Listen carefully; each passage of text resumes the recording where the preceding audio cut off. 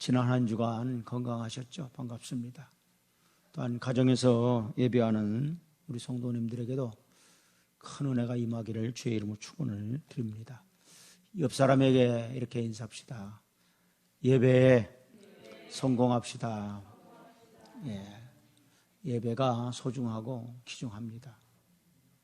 베데스다 연못가에 38년 된 여인, 정말 예수님 만나니까 놀라운 기적이 일어났습니다. 또 성전 미문에 앉았던 안진뱅이 베드로와 요한이 내게 은과 금 얻거니와 내게 있는 것을 내게 주노니 일어나 걸어라. 그랬을 때 그에게 놀라운 기적이 일어났던 거예요. 우리가 예배를 소중히 여기기를 주의 이름으로 축원을 드립니다. 사실 어느 순간 어느 시간 우리를 만나실지 모릅니다. 이 예배 하나님의 임재가 여러분에게 임하기를 주의 이름으로 축원을 드립니다. 오늘 세 종류의 고난이라는 제목으로 하나님의 은혜를 나누고자 합니다. 오늘 본문 베드로전서 2장 18절로부터 25절을 통해 보면 우리가 당하고 있는 고난이 세 종류가 있음을 말씀을 하고 있어요. 여러분, 아담의 범죄로 죄가 이 세상에 들어온 후 함께 동반자가 있습니다. 그 동반자가 뭐냐? 그것은 고난이라고 하는 겁니다. 이 고난이라고 하는 거는요, 원치 않는데 이 불청객처럼 우리 삶에 여러 가지 모습으로 찾아온다라는 사실이죠.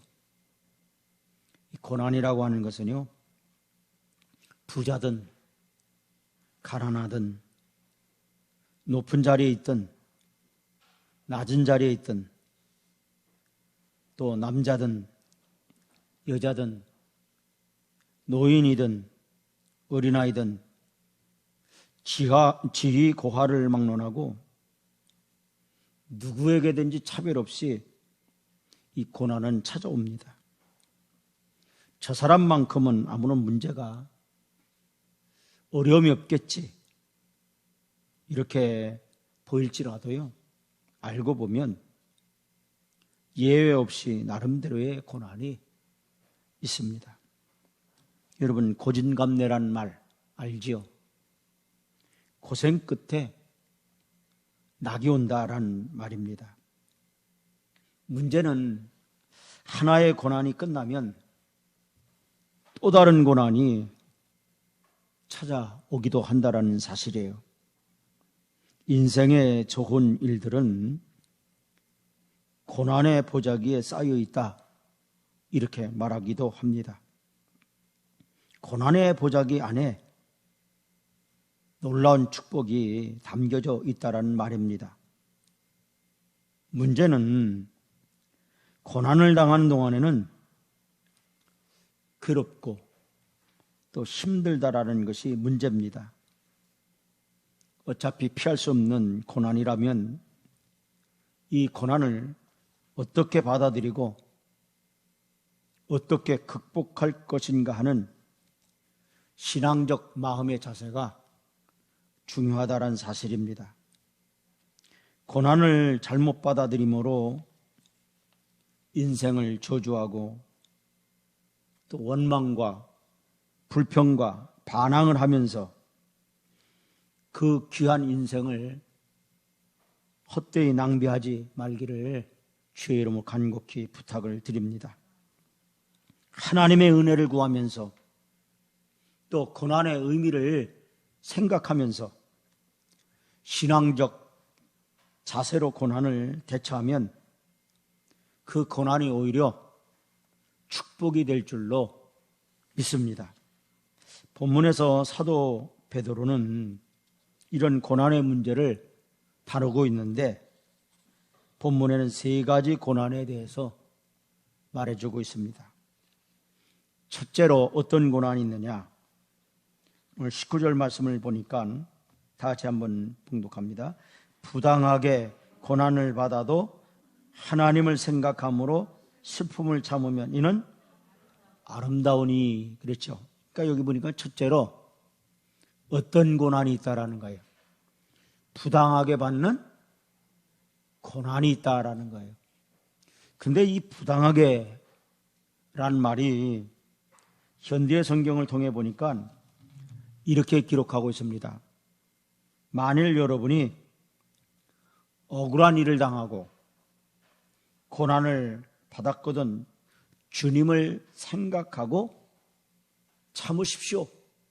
이렇게 기록하고 있고요. 개역 성경을 통해 보니까 애매히 고난을 받아도 이렇게 말하고 있습니다. 그러니까 우리가 당하고 있는 그 고난 가운데 부당하게, 애매히, 억울하게 받는 고난이 있다라는 사실입니다. 애매히, 억울하게 이 받는 고난, 이게 부당하게 받는 고난이라는 거죠. 이유 없이 받는 고난을 말합니다.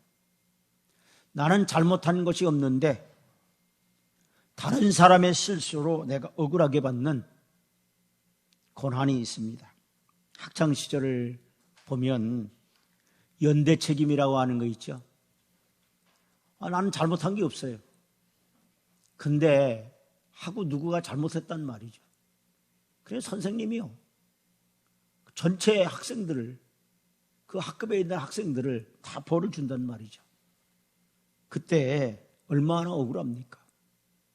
전혀 잘못하는 것이 없는데 왜 쟤 때문에 내가 이런 어려움을 겪고 이런 벌을 받아야 되느냐, 이렇게 생각이 든단 말이죠. 잘못한 것이 없을 뿐만 아니라 최선을 또 다했는데 고난이 오고 똑바로 삶에 정직하게 살아보려고 애를 썼는데 환난이 오고 예기치 못한 사고를 당할 때가 있습니다. 그렇습니다. 이 세상은 우리가 당하는 모든 어려움에 대한 이유가 다 밝혀지는 것은 아닙니다. 이 세상은 그 정답을 주지는 못합니다. 억울한 일이 얼마든지 있습니다. 바보처럼 당하지 않는 것도 지혜롭지만 어떤 것은 참는 것이 더 현명합니다. 이런 고난을 당할 때 그러면 우리 그리스도인들은 어떤 자세로 임해야 할까요? 성경은 이렇게 말합니다. 19절 다시 한번 보겠습니다. 다 같이 봉독합니다. 부당하게 고난을 받아도 누구를 생각함으로? 하나님을 생각함으로 슬픔을 참으면 이는 아름다우나 그랬어요. 하나님을 생각하고 참아야 한다라는 말씀입니다. 하나님을 생각함으로 참는다란 말이 무슨 의미일까요? 그것은 곧 하나님은 모든 것을 다 알고 계신 분이기 때문에 내가 죄를 지어도 고난을 당하는지 아니면 선을 행하다가 애매히 고난을 당하는 것인지 하나님은 다 알고 계시다라는 거예요. 내가 억울하게, 애매하게, 부당히 받는 그 고난, 하나님이 다 알고 계심을 깨닫기를 바랍니다. 다 알고 계시는 하나님을 생각하고 애매의 고난을 참는다면 그것은 하나님 앞에 참 아름다운 것이다, 이렇게 말씀을 하고 있는데 현대 성경을 보니까 하나님 보시기에 따랐어요. 참으로 아름다운 것입니다. 하나님 보시기에 아름답다라는 거예요. 정말 억울하게 내가 당하고 있는 고난임에도 불구하고, 애매히 당하고 있는 고난임에도 불구하고, 부당하게 당하고 있는 고난임에도 참고 인내한다고 한다면 누구를 생각하면서?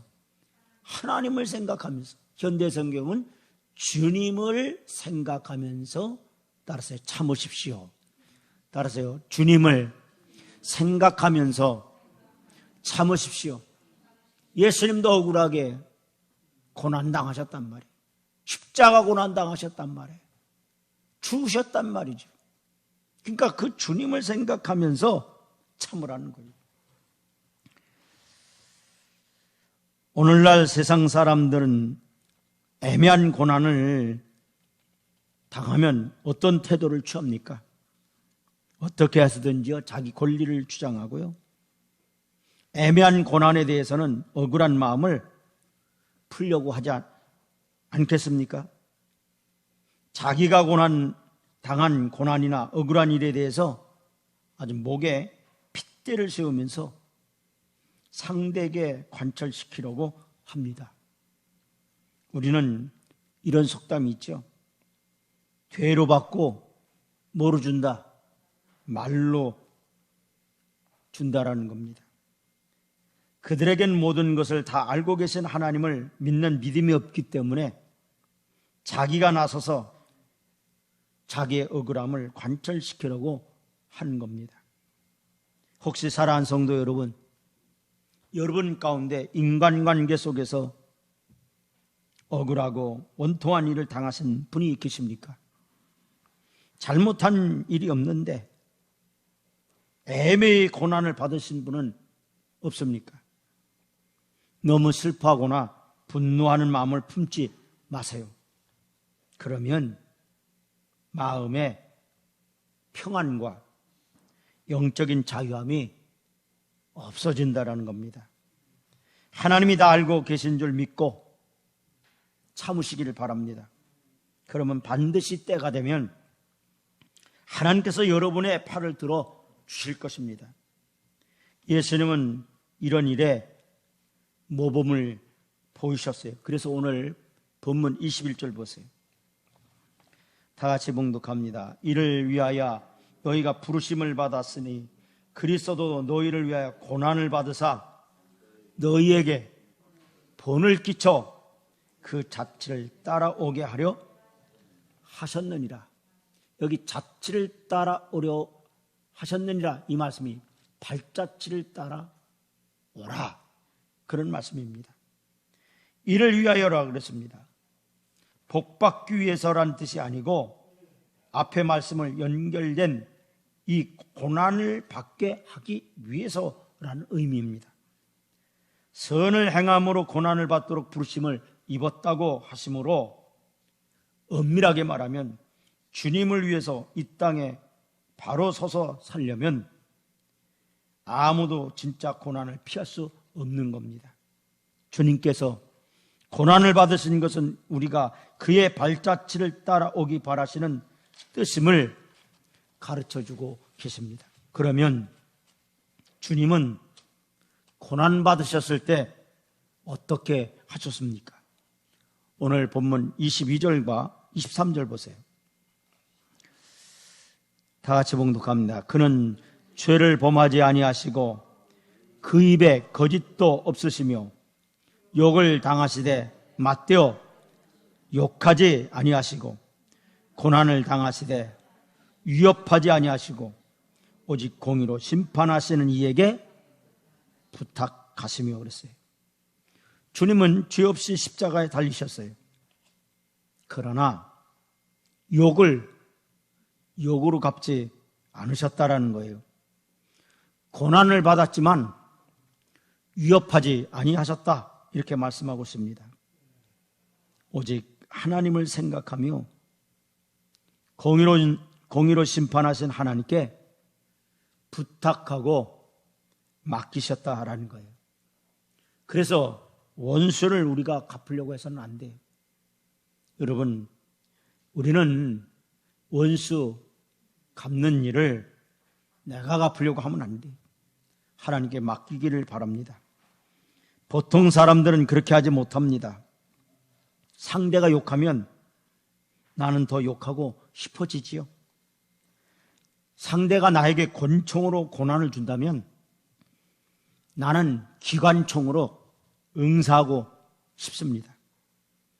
기관총으로 나오면 박격포로 응대하고 싶은 생각을 갖습니다. 그러나 성격이 급했던 베드로는 은혜를 받고 변화되어 이렇게 말합니다.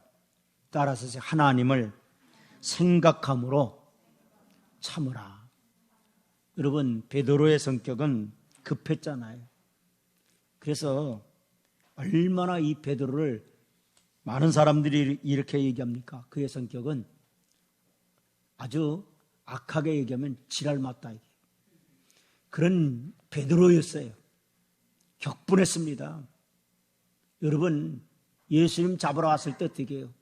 칼을 빼서 말고의 귀를 잘랐던 그런 베드로였습니다. 그런데 이 베드로가 은혜를 받고 나니까 부당히 애매히 억울하게 당하는 고난 앞에 어떻게 해야 되느냐? 누구를 생각하며 하나님 생각하며 참으라는 겁니다. 현대 성경은 우리에게 정말 억울한 고난을 받는다 할지라도 따라서 주님을 생각함으로 참으십시오. 아멘. 예수님이 십자가에서 당하신 그 고난을 생각하면서 참는 여러분 되기를 주의 이름으로 축원을 드립니다. 예수님도 억울하게 고난받으셨는데, 침뱉음을 당했는데, 정말 예수님이 정말 억울하게 십자가를 지셨는데, 그것을 생각한다면, 주님을 생각한다면 애매히 당하는 그 고난 앞에, 억울하게 당하는 고난 앞에 우리가 참을 수 있을 줄로 믿습니다. 또한 타인의 유익을 구해야 된다, 이렇게 말하고 있습니다. 24절 보세요.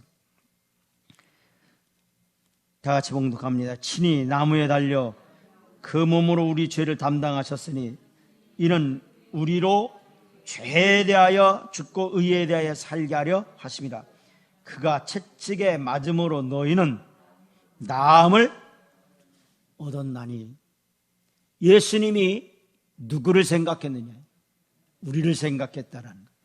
그래서 그가 채찍에 맞음으로 너희는 그랬어요. 나음을 얻었다 그랬습니다. 예수님께서 십자가에 못 박혀 죽으신 것은 참으로 애매한 고난이요 억울한 일입니다. 그러나 그는 그 억울한 일을 뿌리치지 않았습니다. 바로 우리를 죄와 사망에서 구원하기 위해서 친히 담당하셨어요.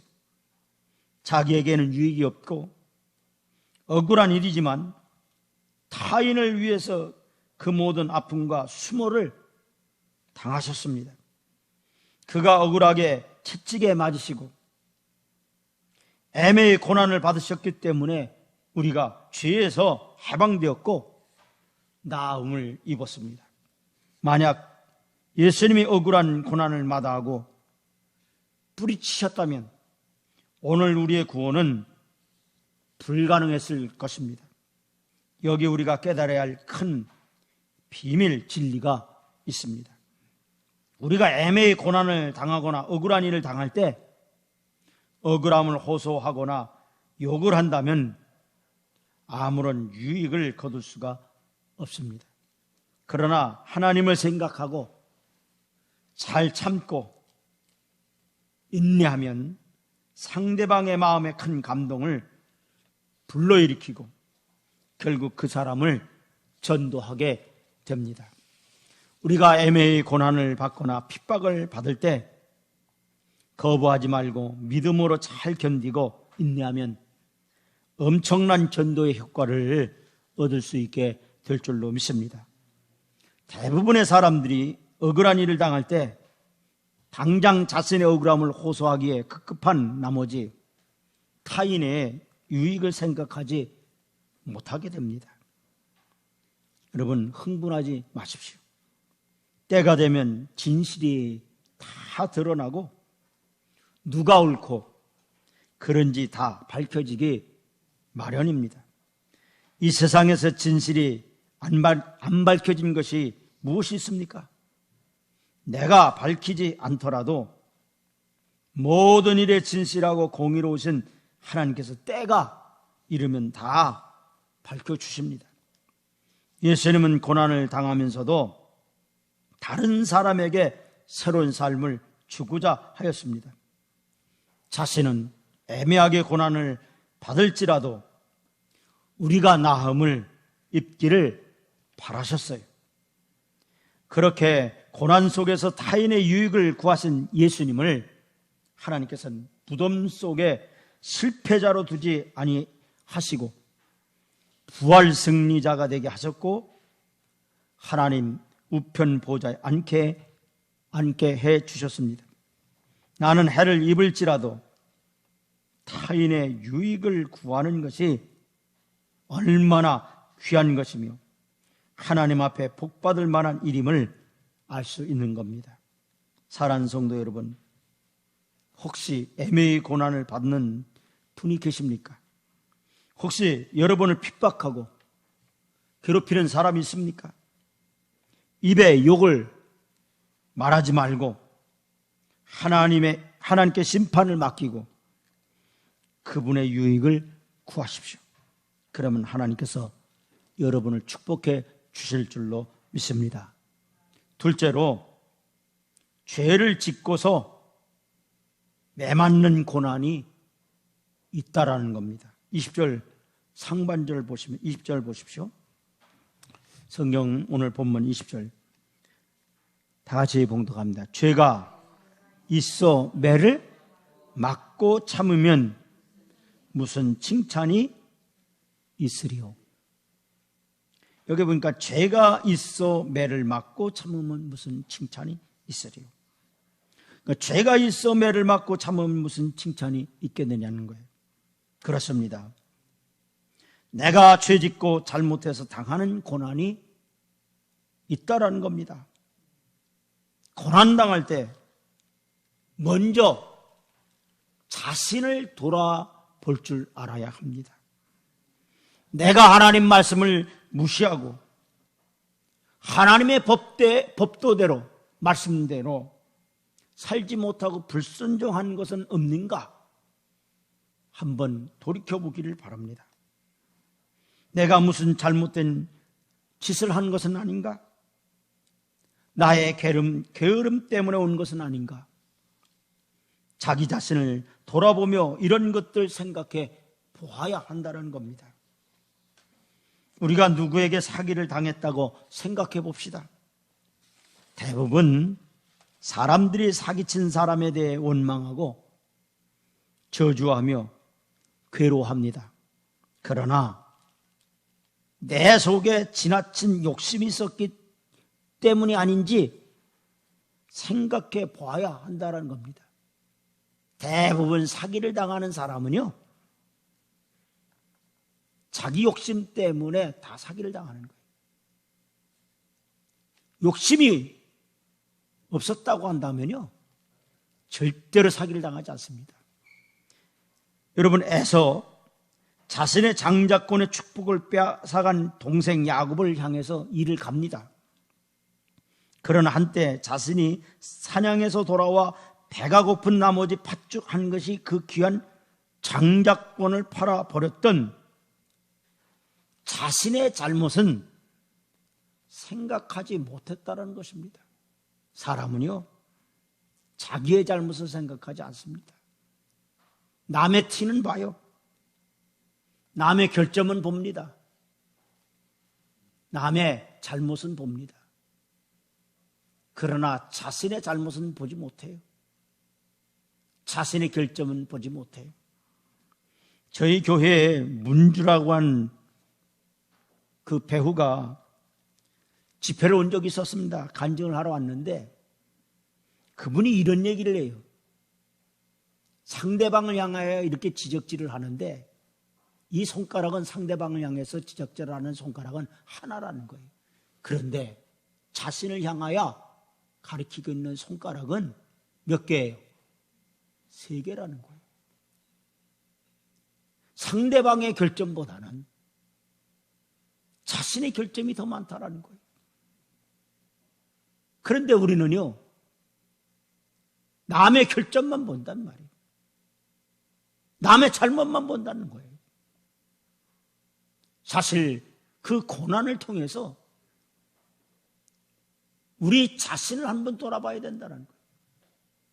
내가 당하고 있는 고난이 내가 하나님의 말씀에 불순종한 일은 없는가 말이에요. 내가 하나님 뜻대로 살지 못하는 것은 없는가? 하나님의 마음을 아프게 하는 건 없는가? 한번 돌아보기를 바랍니다. 본문으로 다시 돌아보면 고난을 매로 설명하고 있습니다. 죄가 있어 매를 맞고 참으면 그랬어요. 여기서 고난을 하나님의 매, 채찍으로 설명하고 있다는 겁니다. 죄를 짓고 받는 고난은 하나님의 사랑의 채찍이라고 받아들이면 쉽게 해결될 수가 있습니다. 부모님이 자녀를 때리는 매는 사랑의 징계이지 저주가 아닙니다. 여러분, 징계와 저주는 완전히 다른 겁니다. 그리스도인들이 죄를 지어받는 고난이라면 그것은 누구의 사랑의 채찍이다? 누구의 사랑의 매다? 하나님의 사랑의 매. 여러분, 하나님께서는 사랑하는 자를 근실히 징계한다고 했어요. 우리가 하나님의 그 사랑의 매를 맞지 않느냐면 사생자라고 분명히 말씀하고 있습니다. 여러분, 이런 경우에는 회개하고 돌이키면 그 채찍은 멈추게 되는 겁니다. 이런 고난을 받을 때는 따라서 회개가 약이다. 뭐가 약이에요? 회개가 약이에요.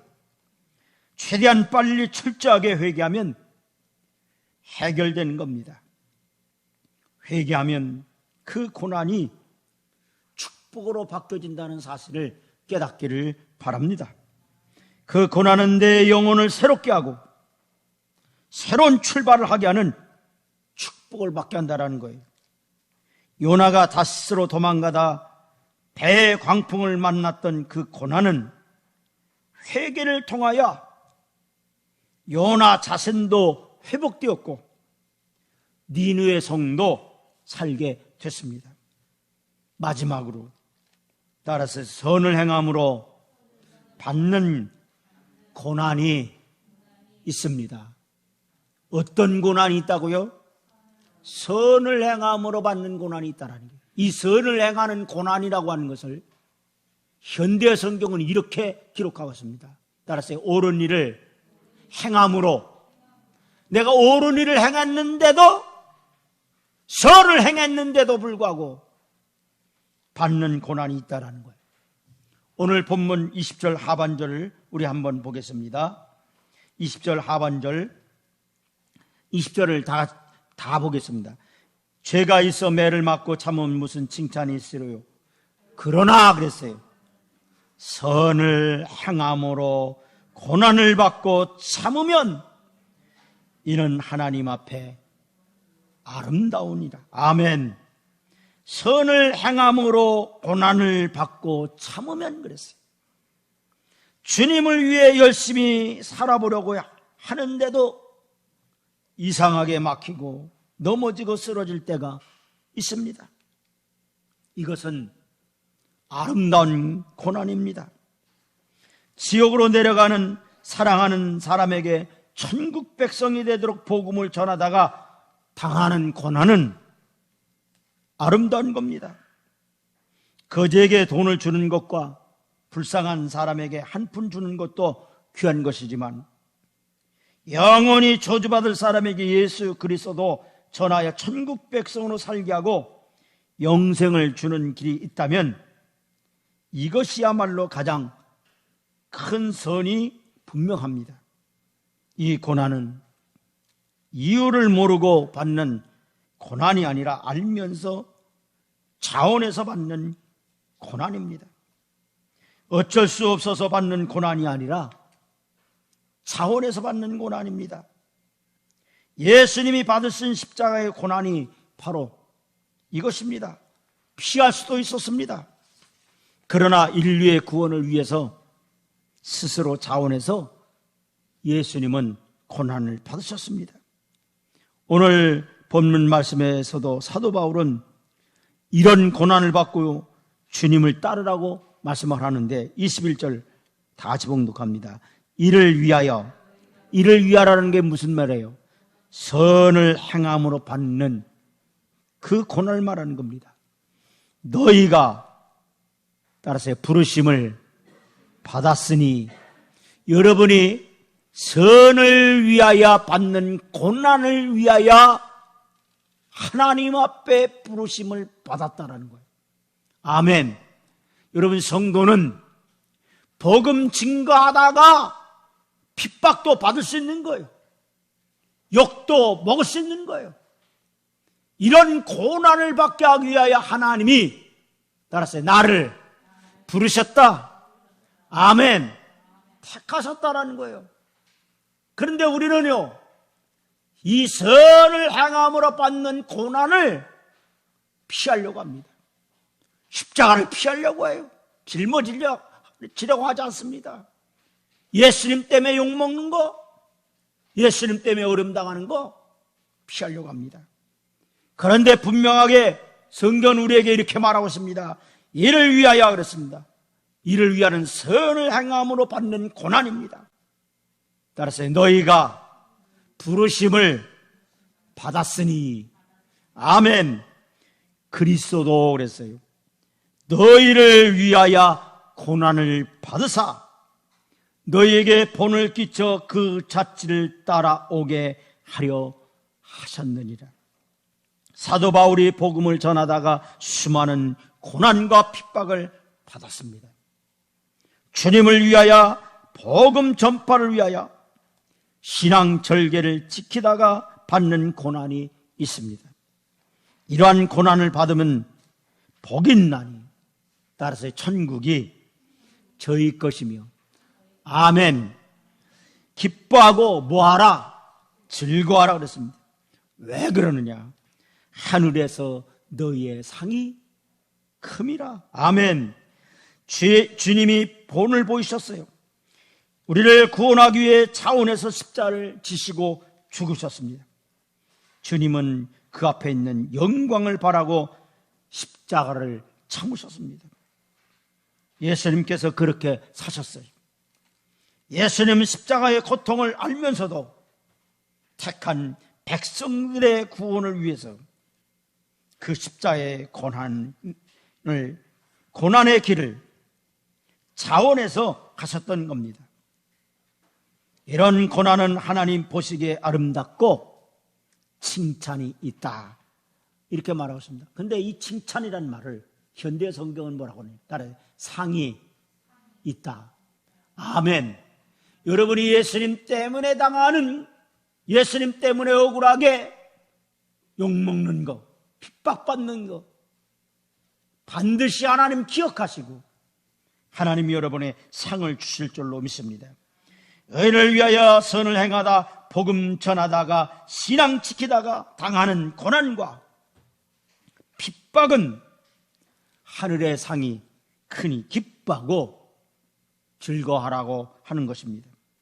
주님은 본을 보여 십자가의 길을 가셨고 그 자취를 따라오라고 하셨습니다. 우리 그리스도인들이 고난당할 때 오늘 말씀을 생각하시면서 고난을 잘 대처해서 믿음의 승리자가 되시고 어느 좋은 그날 아침에 주님이 부르시면 저 좋은 천국에 들어가서 주님과 함께 영생 복락 누리는 우리 모두가 되기를 주의 이름으로 축원을 드리면서 하나님의 말씀을 증거를 드립니다.